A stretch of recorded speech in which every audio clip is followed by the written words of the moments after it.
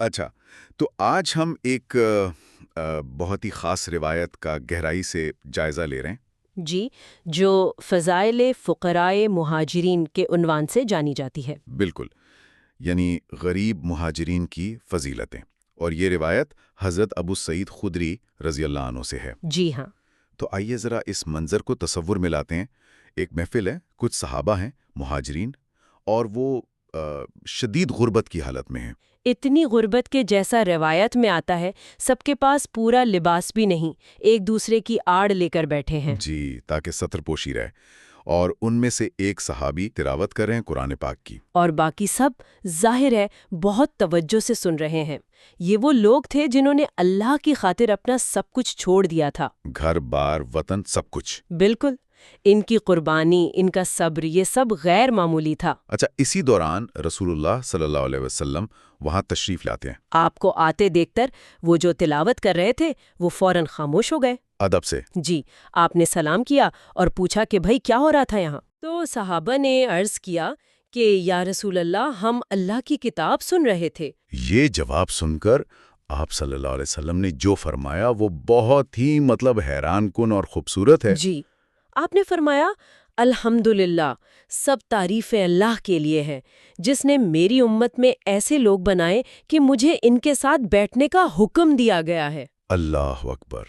یعنی اللہ کا حکم تھا کہ آپ صلی اللہ علیہ وسلم ان کے ساتھ بیٹھیں۔ جی ہاں، اور پھر آپ صرف کھڑے نہیں رہے، آپ وہیں ان کے درمیان انہی کی طرح زمین پر بیٹھ گئے۔ بالکل برابر۔ کوئی امتیاز نہیں، کوئی فرق نہیں۔ بالکل، یہ عمل بذات خود ایک بہت بڑا سبق ہے، معاشراتی برابری کا، اونچ نیچ کے خاتمے کا۔ اور اس پر اللہ کا شکر ادا کرنا، یہ تو ان غریب صحابہ کی عظمت کو ظاہر کرتا ہے۔ یقیناً کہ اللہ کے نزدیک ان کا مقام کتنا بلند تھا۔ اصل چیز تقویٰ ہے، مال و دولت نہیں۔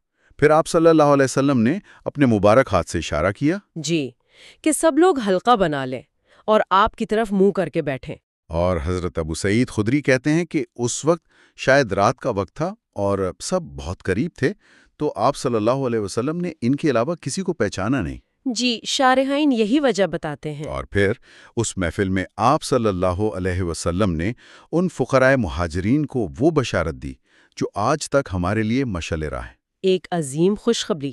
آپ نے فرمایا، اے فقراء مہاجرین کی جماعت، تمہیں خوشخبری ہو قیامت کے دن کامل نور کی۔ کامل نور؟ اور ساتھ ہی یہ بھی فرمایا کہ تم مالداروں سے آدھے دن پہلے جنت میں داخل ہوگے۔ آدھا دن پہلے؟ اور پھر آپ نے خود ہی وضاحت فرما دی کہ یہ آدھا دن کتنا ہے۔ جی، فرمایا کہ یہ آدھا دن 500 سال کا ہوگا۔ 500 سال؟ یہ دنیاوی مشکلات پر صبر کا کتنا بڑا اجر ہے۔ ناقابل یقین، وہ کامل نور قیامت کے دن۔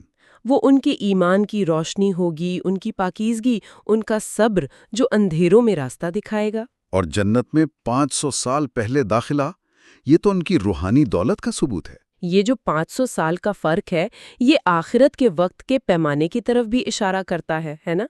بالکل، یہ دنیاوی وقت اور اخروی وقت کے فرق کو واضح کرتا ہے، اور یہ بھی بتاتا ہے کہ اللہ کی نظر میں اصل کامیابی کیا ہے۔ دنیا میں جو پیچھے رہ گئے وہ آخرت میں کہیں آگے نکل جائیں گے۔ جی، جن مشقتوں پر انہوں نے صبر کیا، اللہ نے اس کا بدلہ اتنا عظیم رکھا ہے۔ تو خلاصہ یہ ہوا کہ یہ روایت ہمیں بتاتی ہے فقراء مہاجرین کی غیر معمولی فضیلت، ان کے صبر کا عظیم بدلہ، اور اللہ کے نزدیک ان کا وہ بلند مقام جو دنیاوی مال و اسباب سے بالکل ماورا ہے۔ صحیح، دنیا کی تنگی کے باوجود آخرت میں نور ہی نور اور عظیم کامیابی کی بشارت۔ یہاں ایک بات سوچنے کی ہے، جی، یہ واقعہ آج ہمارے لیے کیا معنی رکھتا ہے؟ بہت گہرا سوال ہے۔ آج جب ہم ہر طرف دیکھتے ہیں تو بس دنیاوی دولت، کامیابی، سٹیٹس، اسی کی دوڑ لگی ہے۔ ہاں، یہ تو ہے۔ تو یہ روایت ہمیں جھنجھوڑتی ہے، ہمیں سوچنے پر مجبور کرتی ہے کہ رکیے، اصل امیری کیا ہے، حقیقی غریبی کیا ہے، اللہ کے ہاں کس چیز کا وزن ہے؟ کیا وہ مال و دولت ہے جس کے پیچھے ہم بھاگ رہے ہیں، یا وہ صبر، وہ توکل، وہ ایمان ہے جو ان مہاجرین کے پاس تھا؟ بالکل، یہ سوال ہمیں خود سے پوچھنا چاہیے۔ اللہ کے نزدیک اصل معیار کیا ہے؟ اچھا، تو آج ہم ایک بہت ہی خاص روایت کا گہرائی سے جائزہ لے رہے ہیں۔ جی، جو فضائل فقرائے مہاجرین کے عنوان سے جانی جاتی ہے۔ بالکل، یعنی غریب مہاجرین کی فضیلتیں، اور یہ روایت حضرت ابو سعید خدری رضی اللہ عنہ سے ہے۔ جی ہاں۔ تو آئیے ذرا اس منظر کو تصور میں لاتے ہیں۔ ایک محفل ہے، کچھ صحابہ ہیں مہاجرین، اور وہ شدید غربت کی حالت میں ہیں۔ اتنی غربت کے جیسا روایت میں آتا ہے، سب کے پاس پورا لباس بھی نہیں، ایک دوسرے کی آڑ لے کر بیٹھے ہیں۔ جی، تاکہ ستر پوشی رہے، اور ان میں سے ایک صحابی تلاوت کر رہے ہیں قرآن پاک کی، اور باقی سب ظاہر ہے بہت توجہ سے سن رہے ہیں۔ یہ وہ لوگ تھے جنہوں نے اللہ کی خاطر اپنا سب کچھ چھوڑ دیا تھا، گھر بار وطن سب کچھ۔ بالکل۔ ان کی قربانی، ان کا صبر، یہ سب غیر معمولی تھا۔ اچھا، اسی دوران رسول اللہ صلی اللہ علیہ وسلم وہاں تشریف لاتے ہیں۔ آپ کو آتے دیکھ کر وہ جو تلاوت کر رہے تھے وہ فوراً خاموش ہو گئے۔ ادب سے جی، آپ نے سلام کیا اور پوچھا کہ بھائی کیا ہو رہا تھا یہاں؟ تو صحابہ نے عرض کیا کہ یا رسول اللہ، ہم اللہ کی کتاب سن رہے تھے۔ یہ جواب سن کر آپ صلی اللہ علیہ وسلم نے جو فرمایا وہ بہت ہی حیران کن اور خوبصورت ہے۔ جی، آپ نے فرمایا الحمدللہ، سب تعریفیں اللہ کے لیے ہیں، جس نے میری امت میں ایسے لوگ بنائے کہ مجھے ان کے ساتھ بیٹھنے کا حکم دیا گیا ہے۔ اللہ اکبر، یعنی اللہ کا حکم تھا کہ آپ صلی اللہ علیہ وسلم ان کے ساتھ بیٹھیں۔ جی ہاں، اور پھر آپ صرف کھڑے نہیں رہے، آپ وہیں ان کے درمیان انہی کی طرح زمین پر بیٹھ گئے۔ بالکل برابر، کوئی امتیاز نہیں، کوئی فرق نہیں۔ بالکل۔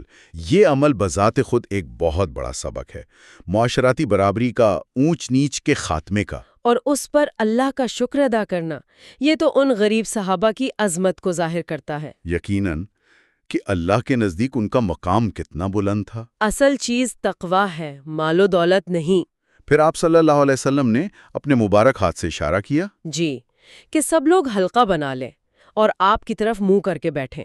اور حضرت ابو سعید خدری کہتے ہیں کہ اس وقت شاید رات کا وقت تھا اور سب بہت قریب تھے، تو آپ صلی اللہ علیہ وسلم نے ان کے علاوہ کسی کو پہچانا نہیں۔ جی، شارحین یہی وجہ بتاتے ہیں۔ اور پھر اس محفل میں آپ صلی اللہ علیہ وسلم نے ان فقراء مہاجرین کو وہ بشارت دی جو آج تک ہمارے لیے مشعل راہ ہے۔ ایک عظیم خوشخبری۔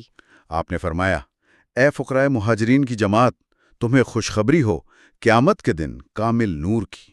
کامل نور؟ اور ساتھ ہی یہ بھی فرمایا کہ تم مالداروں سے آدھے دن پہلے جنت میں داخل ہوگے۔ آدھا دن پہلے؟ اور پھر آپ نے خود ہی وضاحت فرما دی کہ یہ آدھا دن کتنا ہے۔ جی، فرمایا کہ یہ آدھا دن 500 سال کا ہوگا۔ 500 سال؟ یہ دنیاوی مشکلات پر صبر کا کتنا بڑا اجر ہے۔ ناقابل یقین، وہ کامل نور قیامت کے دن۔ وہ ان کے ایمان کی روشنی ہوگی، ان کی پاکیزگی، ان کا صبر جو اندھیروں میں راستہ دکھائے گا۔ اور جنت میں 500 سال پہلے داخلہ، یہ تو ان کی روحانی دولت کا ثبوت ہے۔ یہ جو 500 سال کا فرق ہے، یہ آخرت کے وقت کے پیمانے کی طرف بھی اشارہ کرتا ہے نا؟ بالکل، یہ دنیاوی وقت اور اخروی وقت کے فرق کو واضح کرتا ہے، اور یہ بھی بتاتا ہے کہ اللہ کی نظر میں اصل کامیابی کیا ہے۔ دنیا میں جو پیچھے رہ گئے وہ آخرت میں کہیں آگے نکل جائیں گے۔ جی، جن مشقتوں پر انہوں نے صبر کیا، اللہ نے اس کا بدلہ اتنا عظیم رکھا ہے۔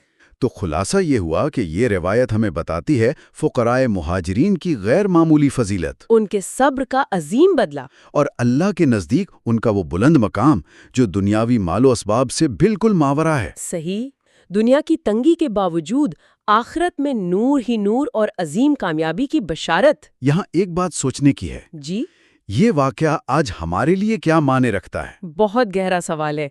آج جب ہم ہر طرف دیکھتے ہیں تو بس دنیاوی دولت، کامیابی، سٹیٹس، اسی کی دوڑ لگی ہے۔ ہاں، یہ تو ہے۔